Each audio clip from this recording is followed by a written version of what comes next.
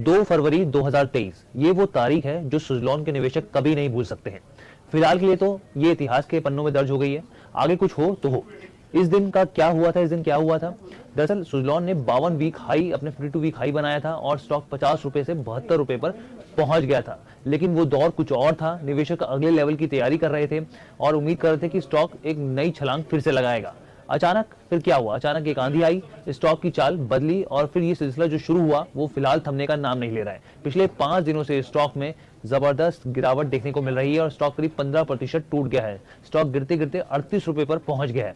इसलिए हमेशा कहा जाता है कि स्टॉक मार्केट के लिए कि ऊंट किस करवट बैठेगा ये कोई नहीं जानता। आंकड़ों के हिसाब से देखें तो करीब 17 लाख शेयरों की बिकवाली हुई है, सेल ऑफ किए गए हैं। अब ऐसे में 4 सबसे महत्वपूर्ण सवाल है। पहला सवाल ये कि स्टॉक में लगातार गिरावट क्यों हो रही है, इसके पीछे क्या है? दूसरा सवाल, ये गिरावट कब थमेगी? तीसरा सवाल, इस गिरावट में आखिर करना क्या है? क्या एक्यूमुलेट करना है, आपको स्टॉक्स में खरीदारी करनी है, क्या करना चाहिए ये भी हम आपको बताएंगे। और चौथा जरूरी सवाल कि वापस ये 50 के लेवल पर पहुंचेगा या फिर उससे ऊपर जाएगा। तो ये जो 4 सवाल हैं निवेशकों के मन में इस समय मौजूदा वक्त में दिमाग में दौड़ रहे हैं और उन्हीं सवालों के जवाब ढूंढने के लिए हम लोग ये वीडियो बना रहे हैं आपके लिए।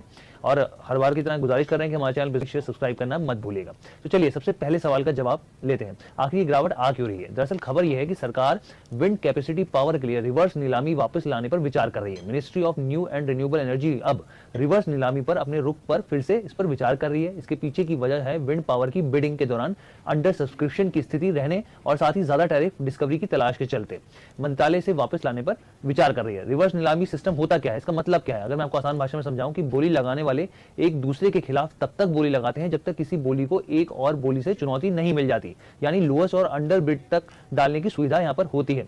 और यहाँ पर एक चीज और बता दूं मैं आपको कि इसका साफ तौर पर असर कंपनीज के मार्जिन पर देखने को मिलता है। विंड टरबाइन जनरेटर खास तौर पर इस फैसले का असर उन कंपनियों पर देखने को मिलेगा और ये सुजलॉन जो है विंड टरबाइन जनरेटर कंपनी है और इसका असर इसलिए स्टॉक पर देखने को मिल रहा है। अगर मैं आपको और आसान भाषा में समझाऊं इसको, देखिए नॉर्मल बिडिंग क्या होती है? नॉर्मल बिडिंग ये होती है कि किसी भी चीज के लिए बिड लगाई जाती है, जो भी सबसे महंगी बिड लगाता है उसको वो स्थिति मिल जाती है, यहाँ पर वो जीता हुआ माना जाता है। लेकिन रिवर्स बिडिंग में, रिवर्स नीलामी में क्या होता है? जो सबसे कम बिड लगाता है वो जीता हुआ माना जाता है। यहाँ पे फायदा किसको होता है? यहाँ पे फायदा होता है सरकार को।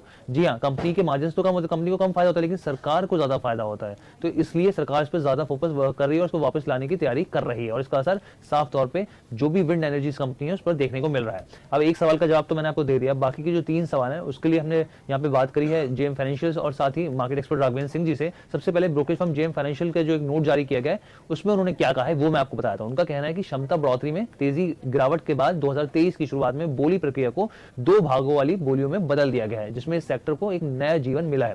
हालांकि जो एक सरकार का कदम है, पॉलिसी जो है ये अनिश्चितता के नजरिए से देखा जाए तो काफी अनिश्चितता इसमें दिख रही है, लेकिन यहाँ पर जेएम फाइनेंशियल ने सुजलॉन के लिए 54 रुपए का टारगेट प्राइस के साथ खरीदारी की सलाह दी है और रेटिंग जो है वो बरकरार रखी है, यानी कि कोई भी इसमें किसी भी तरह के डाउनग्रेड नहीं किया है, अपनी रेटिंग को बरकरार रखा है। यहाँ तक कि 54 के लेवल्स भी दिए हैं, 54 के लेवल पे भी ये जा सकता है, ये उनका यहाँ पर